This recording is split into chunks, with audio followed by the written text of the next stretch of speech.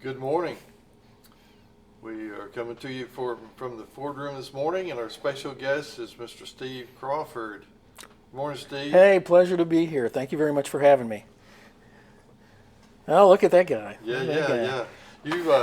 We've been talking a little bit, and you were explaining to me that right out of high school you went into the Air Force. I did. I did 4 years in the Air Force. I was not cut out to be in the Air Force, but but it had some very positive effects on my life later on, so I can't complain about that. And then college. Then I went to Arkansas State University for a couple of years, finished my degree in business management, and then I became a human resource specialist for the Department of Army. So I was a Department of Army civilian, working for the Army, but as a civilian. So we have a picture of me from Stuttgart in 2017. I was the human resources officer there for two four-star commands, the African Command, AFRICOM, and the European Command, EUCOM. Little did I know walking into the job that it was the worst performing personnel office in all of Army. So I had the pleasure of having weekly phone calls with the Pentagon. Steve, what are you doing to fix this operation? I've got two very unhappy four-star commanders. But we got it straightened out. After about 4 months, they said, okay, you don't need to talk to us every week. And I said, thank you, good Lord. And you weren't only talking on the phone, didn't you say sometimes they flew you back to the Pentagon? Yeah, I was flown into Pentagon for meeting. You know, it's never a good thing. They say, Steve, It's like when they shut the door. you're going to fly out Wednesday night. We're going to have a meeting in the Pentagon on Friday, and we're going to send you home Saturday. If it was good news, they just tell you over the phone. But we had some fun times. There are also Saturdays when I'd say, okay, I'm going to have lunch in France today, or I'm going to go down to Lausanne, Switzerland today. So there are worse things than being in Europe for 13 months, that's for sure. Yeah, no kidding. Yeah. And we may come back to that a little bit and talk about some of that, but Sure. let's so that people can relate to who you are. Sure. So these are my parents, Byron and Ann Crawford, and they married in 1960. My dad graduated from Rector High School. My mom graduated from Zenith High School in southern Missouri. And they met at this place right across the river in Missouri called Teen Town.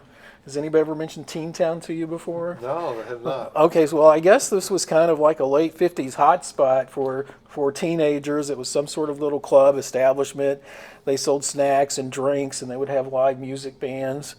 And my mom was telling me how her mom would help get her fixed up, and all the teenage girls would go to Teen Town.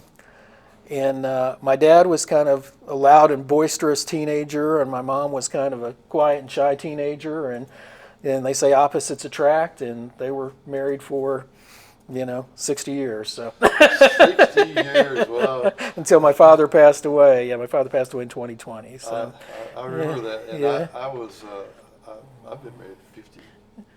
Oh goodness! Yeah. Congratulations. Yeah, but Yeah. 60 seems like forever. Yeah. Forever away, but it won't be. It'll be tomorrow. Right, exactly. Time Yeah. flies. But so that was the connection, the Rector Kennett connection, and this is just a bucket full of Crawfords. All my aunts and uncles there.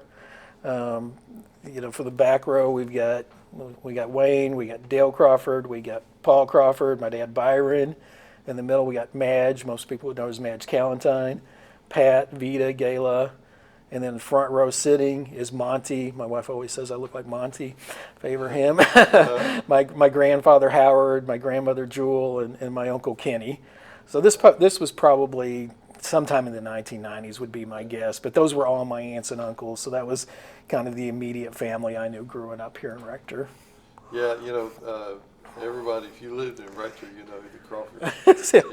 Yeah. The funny thing was, anytime there was like a broken down old truck, they'd take it to my grandpa, Howard Crawford. Howard Crawford. And I remember even as a little kid, and I'd see four guys standing over an engine, and they would look at it like generals were looking at a war map, like there was a huge problem, and we're going to figure it out. And they always did. My grandpa had this shed full of old tools, and he could fix anything. I mean, that's what he would do.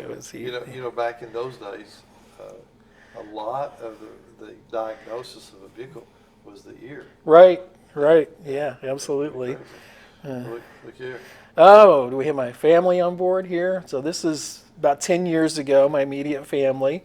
So that's my wife, Beth. I met her in Little Rock in 1990. And we got married in a hurricane.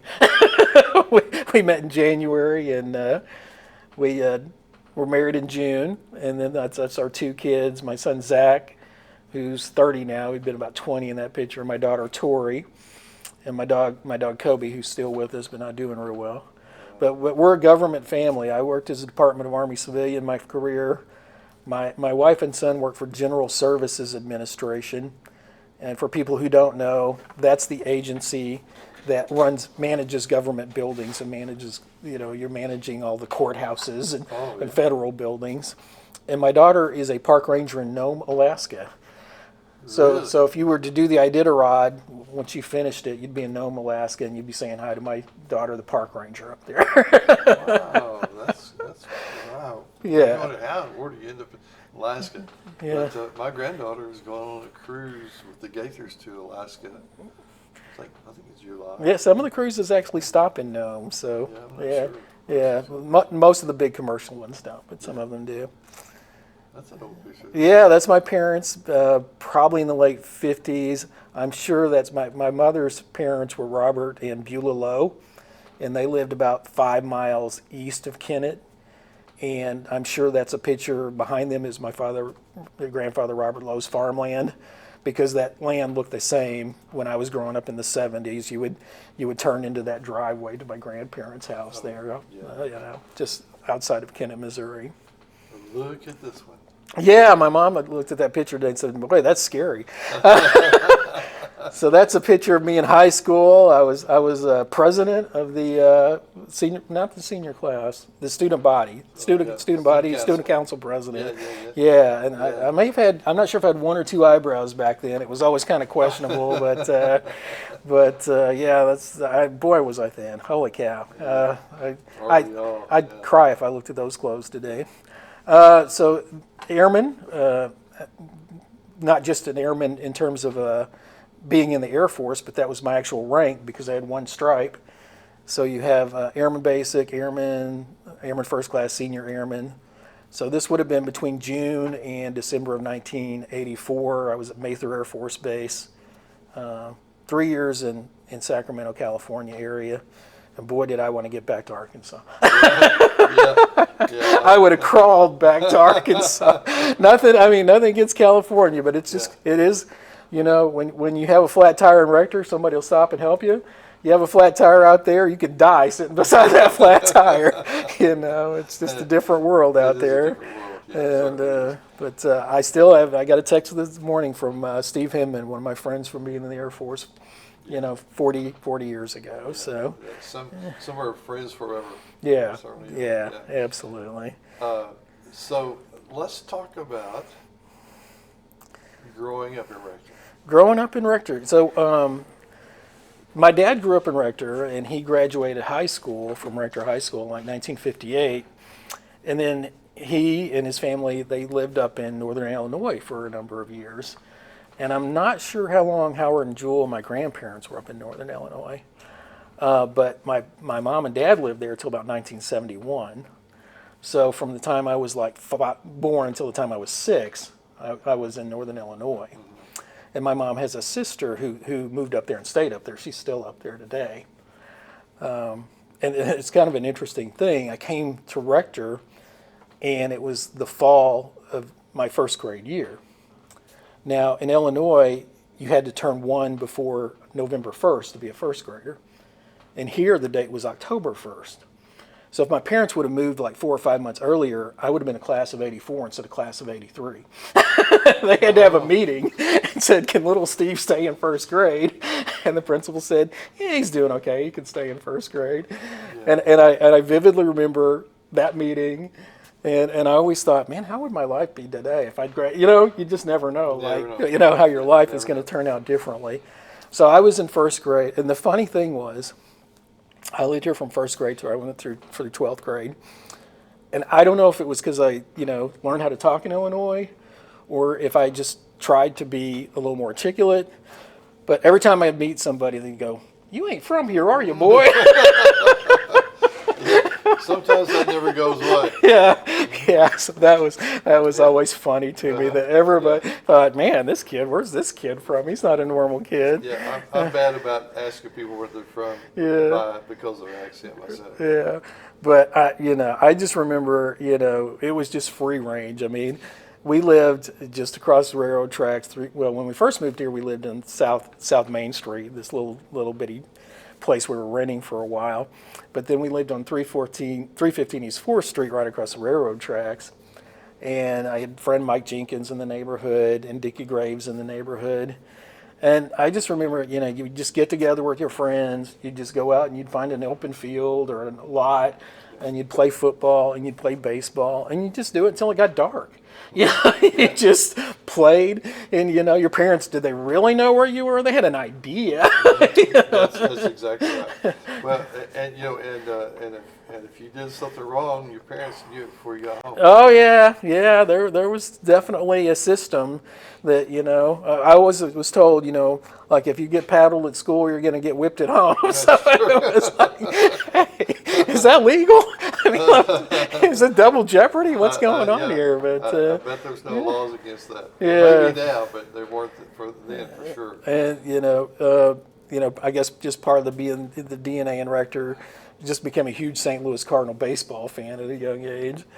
And I always tell people, I could literally walk down the street, and a lot of the older people would sit on their porches at the time, and they'd listen to the Cardinals game on the radio. And if the Cardinals were winning or losing, just walking down your street, listening to the Cardinals game, you didn't even have to listen to it yourself. Yeah, you're exactly right. And it's funny that that how they did that. They had the little transistor radios, and some of them sat on the front porch, like you said, and just listened to ball games. Yeah.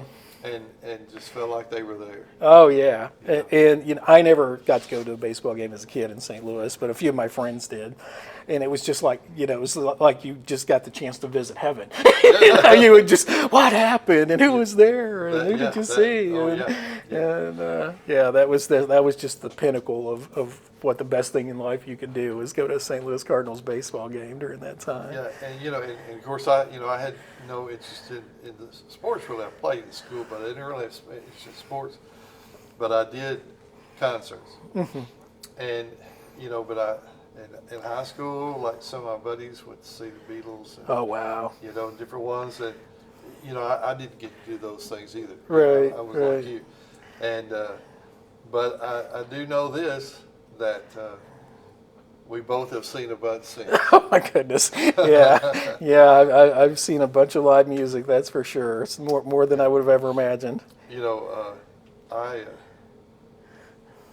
saw the Platters about 3 weeks ago. Oh, cool! Yeah, that's pretty cool because 2 out of the 4 were original members. Well, yeah, they started in the 50s, so there's no original members left. Okay. But these guys have been with them 40, 45 years. They've earned the right to. Yeah, right. Yeah. About. So they are considered originals, and but I say that to say this is that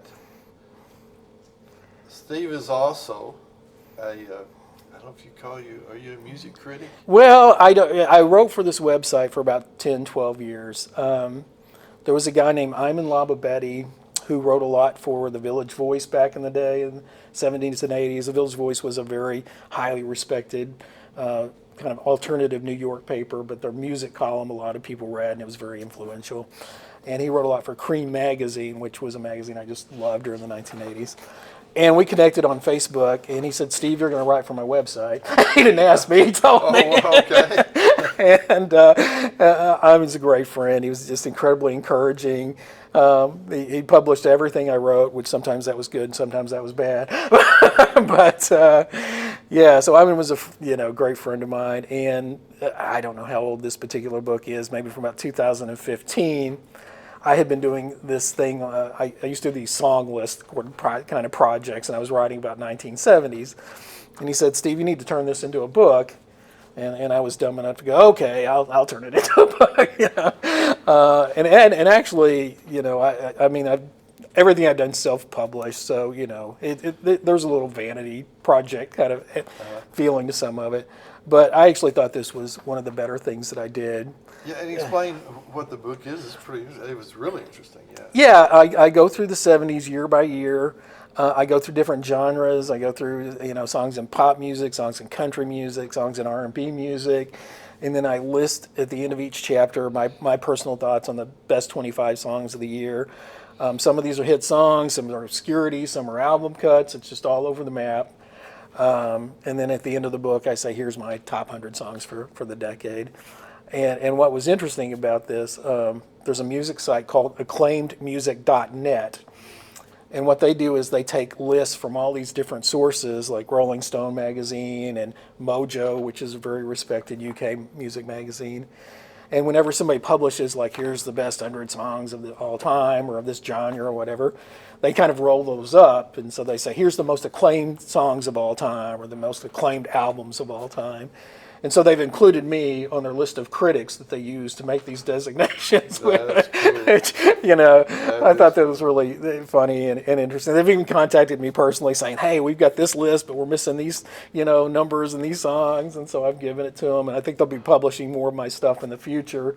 Well, So when you say, great, yeah. you go to that list and it says, okay, the greatest song of all time, and I don't know what it is. We'll just say Bridge Over Troubled Water or something, So I'm one of the people contributing to their list to make those decisions. And they're not making any decisions. They're just compiling all these lists and putting it together for the public, so the public can say, okay, here's the most acclaimed songs ever. Yeah. Well, so if you're interested in that kind of information, this is the book to get, and it's out there. So well, it's I would say none of my older books are commercially available. Okay. If somebody wants one, they can contact me through Facebook or they can email me. My email, Steve. Or me. Or you, stevecrawford@hotmail.com. I've got a number. I will tell you, this book did not sell at all, no matter how proud I was of this particular one. I thought this is really good, and it got some good reviews from people, but, it got no traction on it. But I think the 70s was a great decade for music. There was so much different things going on during that era. Yeah, so many changes too. Okay, we'll look at some of the other books. Okay, yeah, this was my first self-published book. That's not me. I'm not quite that flexible. That's just a picture of Iggy Pop that I ripped off the internet, and the title, Shake Some Action. There's a band called the Flaming Groovies, and they had a song in the 70s called Shake Some Action. It's one of my favorite songs of all time. And it's just like a little, set it in the bathroom, pick it up, read a couple of sections, maybe learn something, maybe get a laugh. Not that serious of a book, but it was just my first attempt.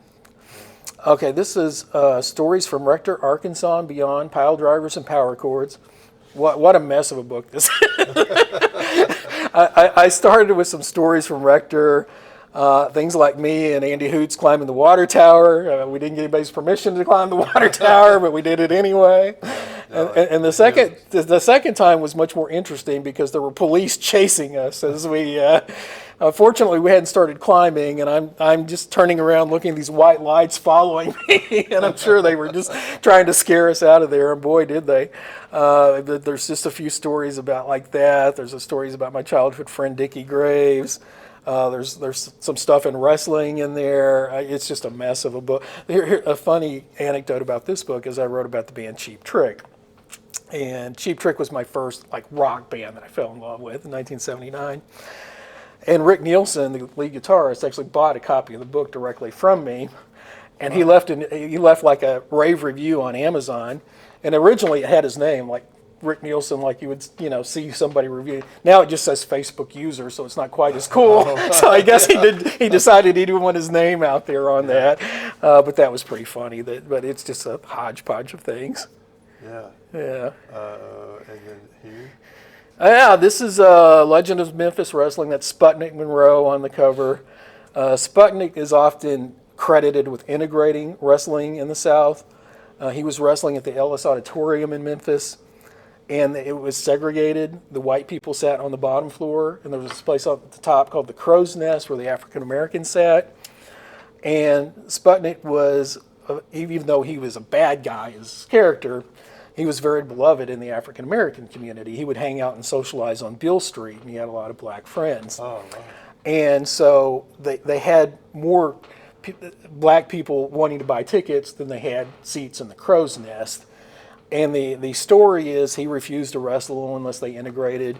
That's a good story. I don't think that's personally true. I think the promoter said, "Hey, I'm losing money. I got more people, and if I blame this heel bad guy, then there's no heat on me for making this decision." But that was I love the old wrestling stuff. I'm on wrestling podcasts every once in a while, talking about specifically Memphis wrestling. So it's just an area of interest for me. The story you're talking about, that we here at the museum have decided that a lot of the legends are actually myths. Yes, exactly. And what was I going to say? The interesting thing about this book, it was the only book I actually made any real money on, but it was so spread out over time that it wasn't like I got a big chunk of money at any particular time. But the funny thing, I was getting all these royalties from the UK, from Germany, all these people overseas that were interested in reading a book about Memphis wrestling from like the 1970s, the 1980s, and it starts in the 1950s with Sputnik Monroe. Yeah. But that was really fascinating to me. I never, in my wildest dreams, thought, oh, this is a book that's going to sell to people overseas. Yeah, I'd be just like you. Yeah. Okay, so let's move on into, and I don't know what order to choose these, so we're just going to pull them up and let you talk about them. Yeah, we were talking. I go to lots and lots of music in Texas, everything from Western swing to punk rock shows, and you name it. I'm just a music nerd. This is a picture of Ray Wiley Hubbard, who was at a book signing for a book that he put out, and I think his book is called A Life, ... well ... lived. A life well lived. But he's very popular. I mean, there are certain artists that can just make a living. They don't even have to ever leave the state of Texas. And he's one of those guys. And very nice, personable guy, and always puts on a great show. Years ago, I went to the Stockyards and I saw Mo Bandy do a benefit in just this little dive bar in the Fort Worth Stockyards. And Mo had been a very big country star in the 70s and 80s. And the funny thing it was a very poorly attended show, but he's a kind of a Branson fixture, and he just did all the jokes that he would do at a Branson show. I mean, he didn't act like this wasn't like he didn't act like it was beneath him or anything. He just did his show. And then I walk out of the show afterwards, and I see the band driving away, and the back of the bus says in big black letters, Kenny Rogers. And Kenny Rogers' old tour bus. So that was pretty funny. But well, we have one of his violins, his fiddles over here. Oh, really? And I'll tell you that story as well. Oh, that's funny. Yeah. That's funny. This is a guy named Kevin Russell who leads a band called Shiny Ribs. And they are the best live band in Texas, and they are just so much fun. If you can't have fun at a Shiny Rib show, you probably hate dogs and ice cream. He's the lead singer. He's from Louisiana. It's kind of swamp pop, so it's kind of got this funky rhythm section, and then melodic song structures. He's got two female singers called the Shiny Soul Sisters. He's got a horn section. There's just so much going on musically, and he's so entertaining. So every time we get a chance to see the band Shiny Ribs, we do. And my wife even reached out to Kevin, the lead singer, during COVID, and said, we're having these weekly government meetings, and they're really boring. Would you come on and do a song for us? And he said, sure. And he got hooked up to a government meeting and sang a song for government employees during COVID, so that was cool. Yeah, that's awesome. Yeah, this is Joe Ely, another guy that's pretty famous on the Texas singer-songwriter scene. He sang backup on The Clash's big hit, Should I Stay or Should I Go? But he's put out albums forever. And there was a time I was seeing Joe about every 3 or 4 months because he played just in different clubs and venues in the Dallas-Fort Worth area. He really hasn't played much as a solo artist since COVID. He's played with this band called the Flatlanders, which is Jimmy Dale Gilmore and Butch Hancock. But just wanted to give kind of the Fort Worth, Texas kind of music scene here. And then we have a picture of Ray Benson here. Ray Benson's the lead singer of Asleep at the Wheel. And I've probably seen Asleep at the Wheel about 20 times now. A lot of what they do is the music of Bob Wills. So it's a Western swing. They're kind of like the prestige act of the Western swing circuit. They'll have all these festivals, and I think they've won 10 Grammys or something like that. And they've been filming a show in Fort Worth for RFD TV, and I've been going to a lot of those tapings. And it's basically like a private concert because nobody's there but the film crew and like 5 people. So that's been fun. And this was a shot. There was a band that came out of Festus, Missouri in the 1990s called the Bottle Rockets, and I just fell completely in love with this band. They were influenced by everything that I love. They had the Neil Young kind of grunge sound, but they had this twang. They're big fans of like John Anderson and country music. They had lyrics that were kind of like reminiscent of John Prine, so they had all these great elements, but they were distinctly, original. And just a really underappreciated band, and I would travel to see them, and they're no longer together. The lead singer said, "Hey, I can't do this. I can't go on the road and do this stuff anymore." But just one of my favorite bands of all time. So he's not traveling anymore. No, there's a band in St. Louis called Diesel Island that does classic country covers. And he plays in that band, and it's just kind of a weekend, Friday night at a park, bring your lawn chair, listen to classic 60s and 70s country music, and he does that now. But it's a shame that was a band that never broke through because they certainly deserved it. Well, it looks like we've covered all. Oh, did we miss my money book? We missed the money, the wealth. Oh, yeah, we talked about that. never showed up. It will. Just give me just a second. Okay. So, yeah, besides being like a music nerd, and there it is. There we go. So we're going to pop this. This was my latest, and it's really like the only thing that's commercially available. This is an ebook that I put on Amazon, and I was doing a column, like a weekly column where I was talking about different personal finance issues because that's just a huge passion of mine. And I kind of write about this in the book. Like at 24, I had nothing. I'd graduated college. I'd been through the Air Force. I couldn't rub 2 nickels together. And I'm very lucky I was able to retire at the age of 56. I'll never have to work again because I understood the basics of how you save and invest money. And so this book is just kind of a chance to pass that along. If you know anybody, especially from the ages about 16 and 30, it's on Amazon. It's just an ebook. There's no hard copy book. But I think it really lays out, one of my neighbors called me, he said, "My gosh, this is fantastic. It took me about an hour. There's all this good information in there." Really? It's free if you have Amazon Prime. It's like $5 otherwise. And sometimes I did volunteer work as a personal finance coach for a while.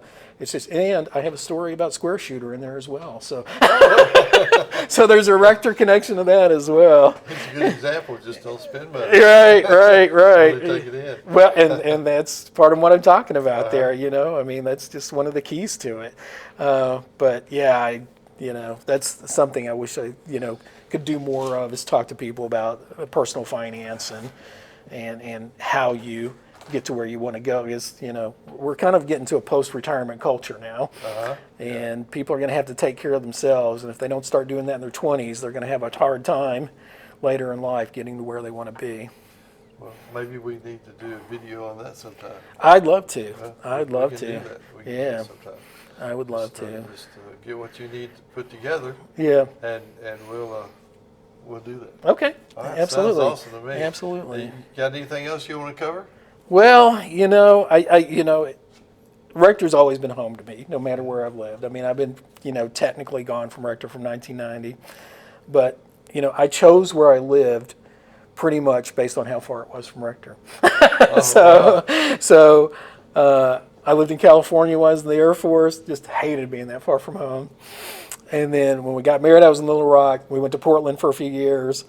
And there were things I just loved about the Pacific Northwest. And I told my wife, I said, it's just too far from home. And we moved to Tulsa. And then after Tulsa, I went to Manhattan, Kansas. And then I went to Davenport, Iowa.